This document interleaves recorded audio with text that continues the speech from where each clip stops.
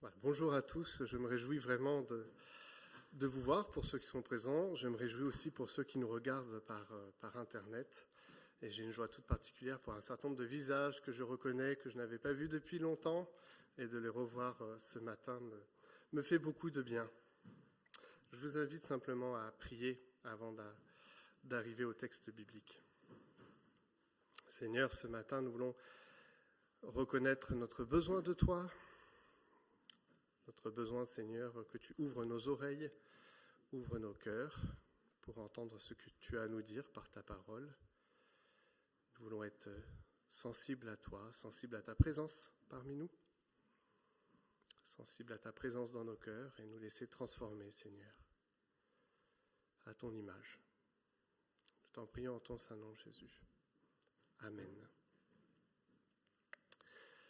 Vous êtes-vous déjà posé la question de l'empreinte que vous laisseriez de votre passage terrestre? Qu'aimeriez-vous dire ou accomplir qui vous permettrait de vivre avec la satisfaction d'avoir fait ce qu'il y avait à faire? Quel dernier mot, ou pour utiliser l'expression latine, quel ultima verba, ou action souhaiteriez-vous laisser à la postérité? Le poète Pétrarque, poète florentin et ami de Dante et Boccace, célèbre auteur de la littérature italienne, avait écrit une lettre à la postérité, touchante et je crois sincère, où il s'interrogeait si on se souviendrait de lui plus tard. « Vous avez peut-être entendu parler de moi, bien que je doute que mon pauvre nom ait voyagé loin dans l'espace et le temps. Cependant, vous voulez peut-être savoir quel genre d'homme j'étais, ou quel a été le destin de mes œuvres, particulièrement celles dont la réputation a persisté, ou dont vous avez vaguement entendu parler. Connaissiez-vous le poète Pétrarque? Donc même vaguement parler, c'était compliqué.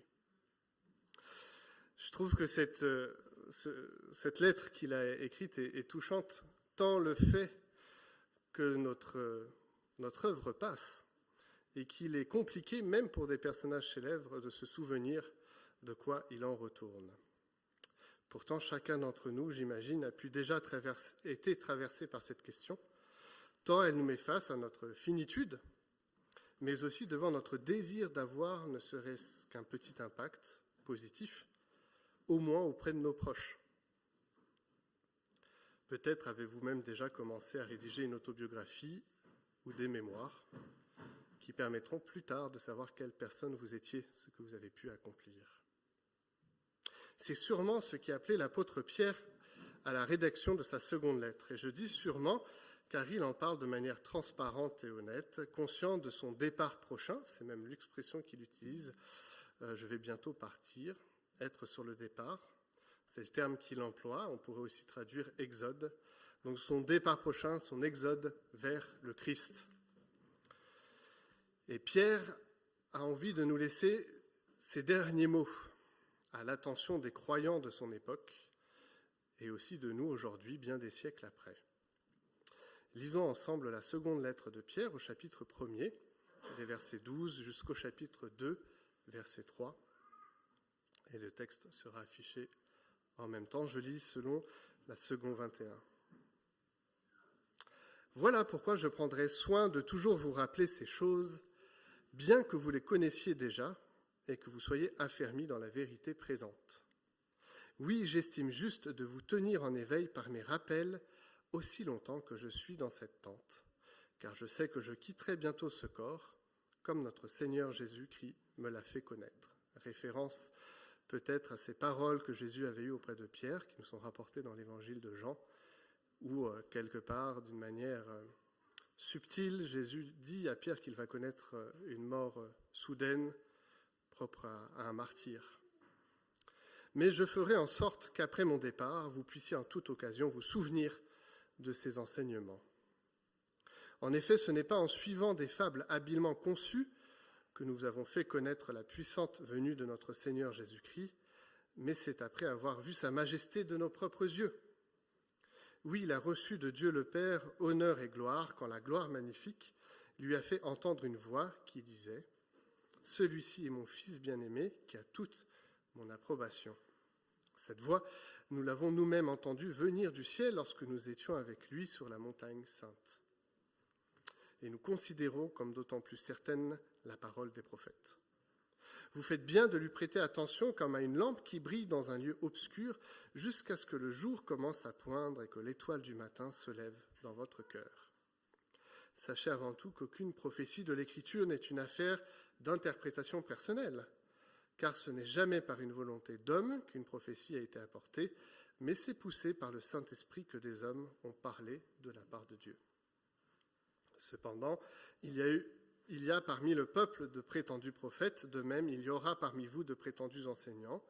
Ils introduiront sournoisement des doctrines qui conduisent à la perdition, allant jusqu'à renier le Maître qui les a rachetés, et ils attireront ainsi sur eux une ruine soudaine. Beaucoup les suivront dans leur immoralité. La voix de la vérité sera calomniée à cause d'eux.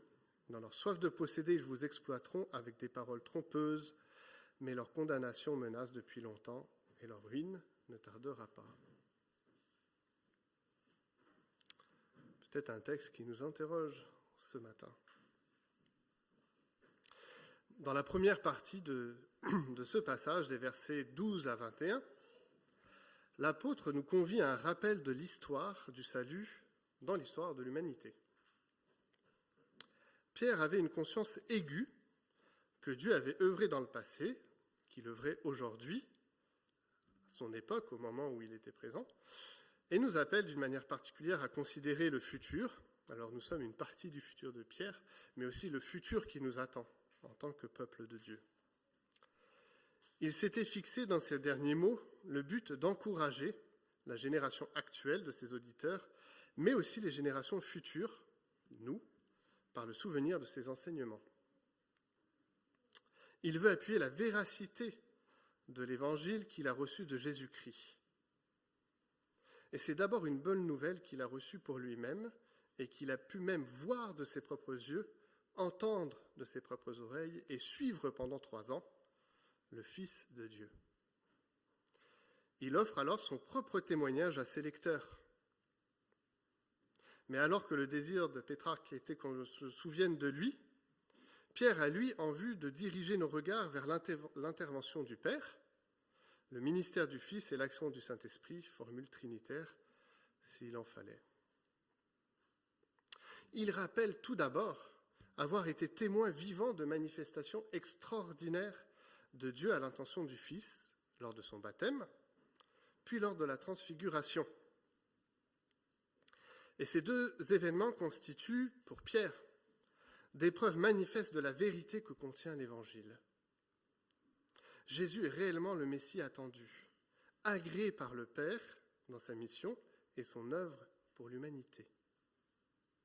Il y a eu dans l'expérience sensible qu'a vécue Pierre, et si je dis expérience sensible, c'est au sens que ses sens ont été mis à contribution, l'ouïe, la vue, le toucher, il était là, près physiquement de Jésus, la marque de la véracité de la parole de Dieu.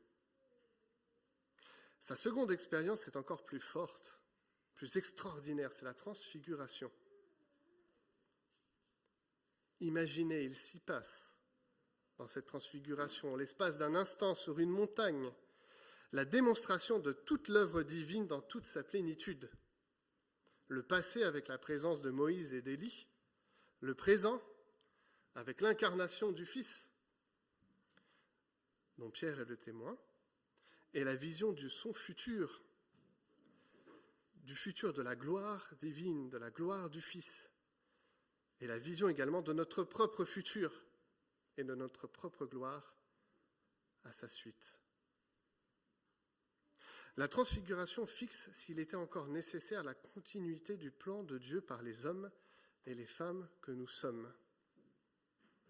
Il s'y exprime que toute la parole est digne d'intérêt, digne d'être reconnue pour vraie dans son ensemble. Et c'est en ce sens que Pierre authentifie les prophètes comme inspirés par l'Esprit Saint. Il y a une continuité de la manifestation de Dieu dans l'histoire. Aujourd'hui, il y a une manifestation de Dieu dans ces moments que nous vivons, dans ce culte auquel nous sommes appelés.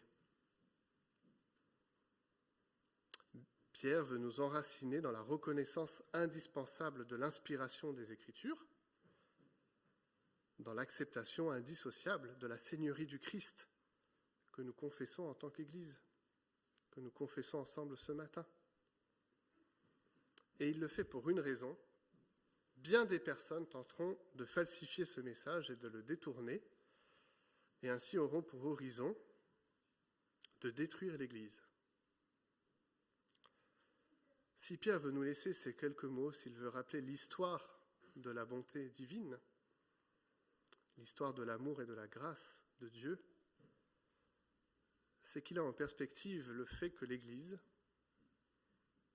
que la proclamation de sa foi, que notre propre foi personnelle pourra être dans l'histoire contestée, accusée, falsifiée.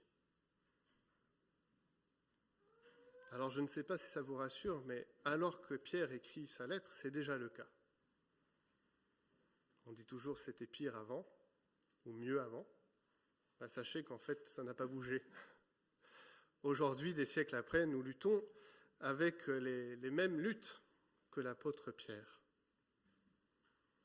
Des hommes et des femmes ont des mauvais enseignements, des mauvaises paroles qui ont pour but de faire du mal à l'Église. Tout le rappel que Pierre vient d'exposer précédemment trouve son objectif dans cette lutte contre des mauvais enseignants qui voudraient introduire de mauvaises doctrines. Alors littéralement, dans le texte, on pourrait dire des hérésies dans l'Église. Alors que la Bible dans son ensemble prône l'amour du prochain et même de l'ennemi, on l'a vu il n'y a pas si longtemps que ça, ces premiers versets du chapitre 2, et je vous invite à la maison si vous avez l'opportunité de lire le chapitre 2 en entier, une interrogation peut être légitime tant les paroles sont dures. Pierre a des mots difficiles à entendre pour ses enseignants et pour ses mauvais prophètes. C'est peut-être que le péril est immense et qu'il ne faut pas avoir de naïveté par rapport à cela. Ces hérésies, ces mauvaises doctrines, loin d'éloigner du Seigneur simplement ceux qui la proclament, attirent d'autres sur le chemin de la perdition. Je me permets de citer l'apôtre Pierre dans ce chapitre 2, je prends quelques versets un peu plus loin. Ils prennent au piège des personnes mal affermies. Ils prennent au piège des plaisirs de la chair, de leur débauche, ceux qui en réalité échappaient aux hommes vivants dans l'égarement. Ils leur promettent la liberté alors qu'ils sont eux-mêmes esclaves de la corruption. Le fondement de leur culpabilité est exprimé dans le premier verset. Ils renient la seigneurie de Jésus-Christ. Le problème de ces personnes, c'est cette soumission qui est attendue du croyant à Jésus. On pourrait dire que c'est le propre du péché. Ne pas accepter notre statut de créature face au Créateur, notre besoin d'aide pour ne pas subir son jugement, mais au contraire accueillir son repos, sa grâce et sa paix. On parle volontiers de liberté, ce qui est effectivement le propre de l'Évangile. Nous sommes des hommes et des femmes libres en Christ. Mais on éloigne la perspective d'accepter une autre expression biblique, l'esclavage du Christ. C'est-à-dire le désir de faire le bien et d'accomplir les bonnes œuvres qu'il a préparées pour nous, malgré parfois les complications que cela peut nous apporter. Alors je vais peut-être vous surprendre, mais les manifestations concrètes de gens qui remettent en cause des aspects fondamentaux de la foi, c'est pas si courant que ça dans l'Église. En tout cas, c'est pas souvent exprimé tel quel. Je pourrais compter, pour ma part, en 10 ans de pastorat, le nombre de personnes qui sont venues me voir pour renier publiquement, violemment, la confession de foi à laquelle ils souscrivaient jusqu'alors. Et je peux dire qu'en fait, je préfère ça, puisque au moins un débat s'engage entre l'un et l'autre, que la subtilité dont il est question dans le texte de Pierre. Pour Pierre, la difficulté exprimer, c'est que ces personnes ne sont pas aussi franches que cela. C'est dans la subtilité qu'ils perdent les autres et se perdent eux-mêmes. Ce ne sont pas des hommes et des femmes qui vont contredire un aspect essentiel de la foi. Et vous pourrez les faire proclamer autant de fois que vous voulez cette confession de foi. C'est bien souvent dans leur éthique que le problème se manifeste, que les incohérences se font en grand jour.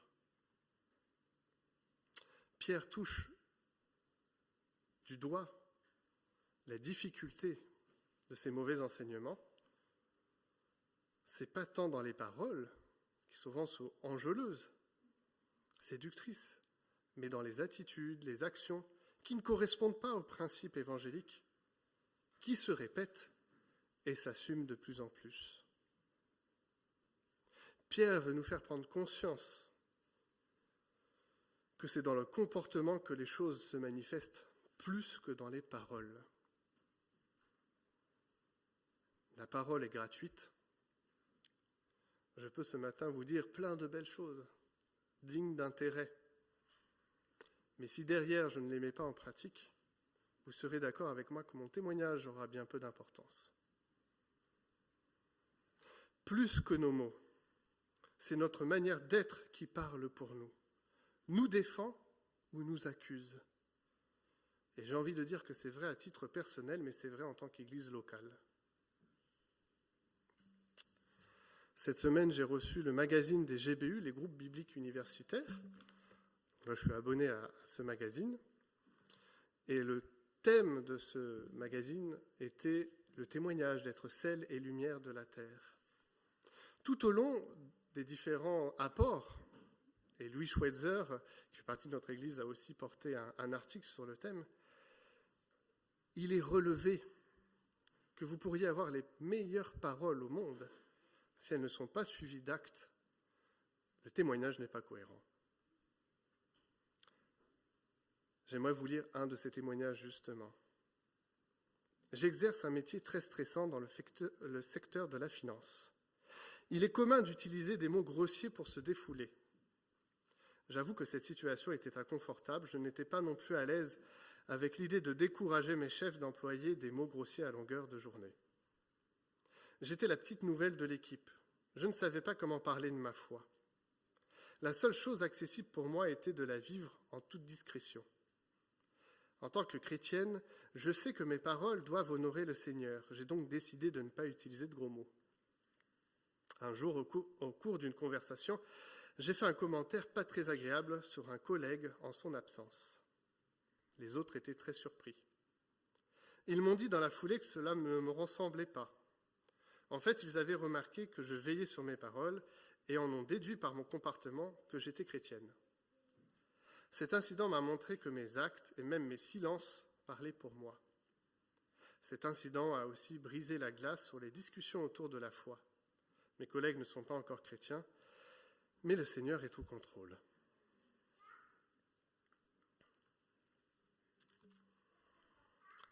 Je crois personnellement que le témoignage qui porte le plus est le fait d'être, qui peut s'accompagner de paroles, certes, c'est nécessaire parfois, mais ça se fait d'abord dans le quotidien de nos vies. Et d'ailleurs, Pierre l'a rappelé dans sa première lettre, dans le domaine professionnel, dans le domaine familial, dans le domaine sociétal, c'est là que nous sommes appelés à briller dans notre témoignage. Il rappelle aussi que, quelque part, nous sommes tous des enseignants pour ceux que nous côtoyons. Et qu'il est difficile de dire que je fais ma propre vie sans qu'elle ait une implication dans celui ou celle qui est près de moi. C'est ainsi que les mauvais enseignants attirent à eux des hommes et des femmes mal affermis et qui, malheureusement, prennent un mauvais chemin. Mais c'est ainsi aussi que notre témoignage à nous se vivra. Dans nos paroles, dans nos actes, dans ce qui fait que nous sommes, nous, croyants. Pierre voulait donner du poids à son enseignement par son vécu. Il a dit avec beaucoup de liberté ce qu'il avait vu et entendu. nous pouvons nous aussi donner du poids à notre vécu. Et plus que notre doctrine, il sera regardé notre éthique.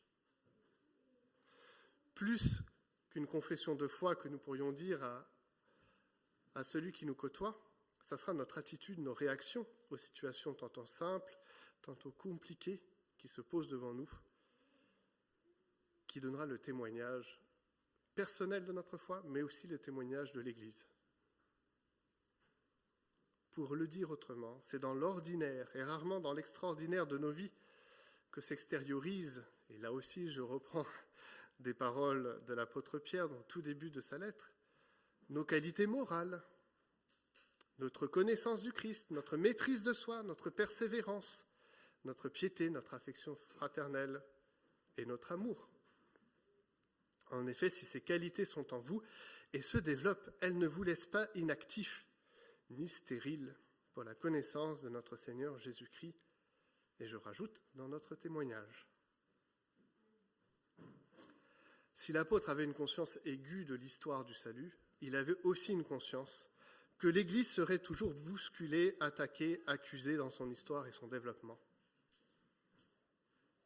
Pierre n'était pas naïf. Il savait que pour nous déjà ça allait être difficile, mais il savait, et il reprend là aussi un certain nombre d'expressions et de vérités exprimées autre part dans les évangiles, avec l'image du loup, par exemple, que des personnes auront la proclamation d'appartenir à Dieu, mais que les faits ne seront pas en leur faveur. Il savait mieux que quiconque cela, il savait mieux que quiconque les tentations de céder à l'une ou l'autre éthique qui dénaturerait la portée du ministère du Fils, pris dans l'attrait de suivre un effet de groupe plus facile à suivre qu'à dénoncer. Pourquoi ? Parce que lui-même l'a vécu. Pierre lui-même a été tenté par l'hérésie, par la mauvaise doctrine. Est-ce que vous vous souvenez de ce passage marquant, en tout cas pour ma part, il l'a été de manière forte, dans la Bible. Dans le livre Galates, un combat d'apôtres se joue. Pierre était venu à Antioche. Et Paul rappelle qu'il s'est ouvertement opposé à lui parce qu'il était condamnable. Imaginez. Paul, Pierre et des témoins, et un scandale. En effet, avant la venue de quelques personnes de l'entourage de Jacques, Pierre mangeait avec les non-juifs, mais après leur arrivée, il s'est esquivé et s'est tenu à l'écart par crainte des circoncis. Les autres juifs ont pratiqué avec lui ce double jeu, de telle sorte que même Barnabas a été entraîné dans leur hypocrisie. Quand j'ai vu qu'il ne marchait pas droit, dit Paul, qu'il ne respectait pas la vérité de l'Évangile, j'ai dit à Pierre devant tous, « Si toi qui es juif, tu vis à la manière des non-juifs et non à la manière des juifs, pourquoi veux-tu forcer les non-juifs à se comporter comme des juifs ?»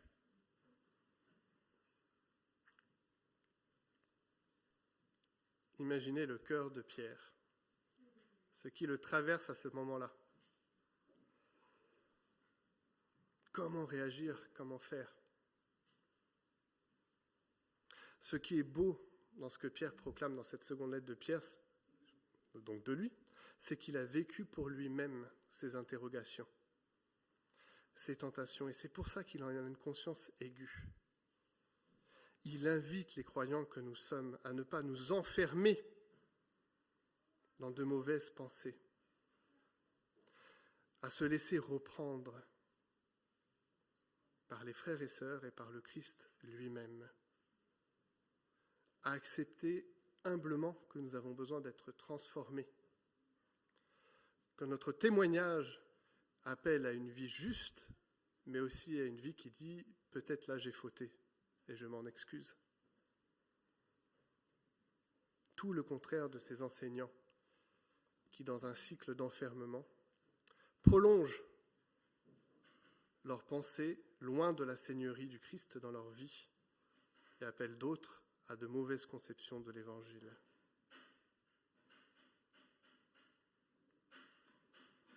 Nous avons souvent la pression d'être de bons témoins, Et c'est tout à fait légitime tant les exigences bibliques sont hautes. Mais Pierre rappelle, par sa propre vie et par ce texte, que c'est un chemin que nous prenons, qu'il y a diverses occasions de témoignage, mais que le plus important, c'est de demeurer dans la continuité de ce que nous avons reçu, dans cette affection fraternelle que nous pouvons nous porter, dans notre amour,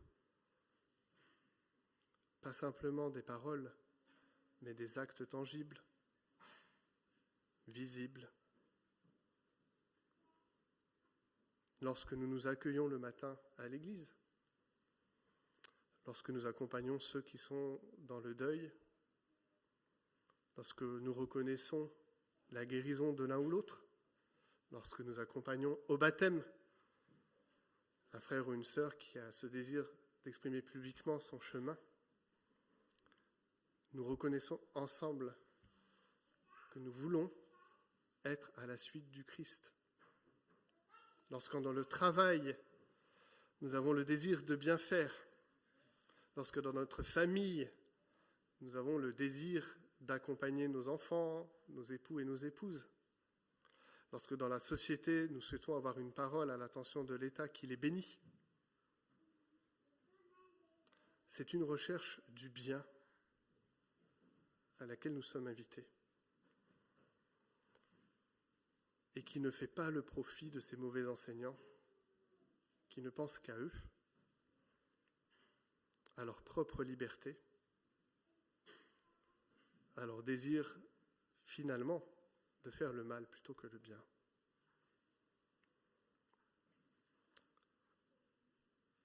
Ce passage interroge, il est vrai, mais en même temps je crois qu'il serait naïf de dire que tout est beau et tout est parfait.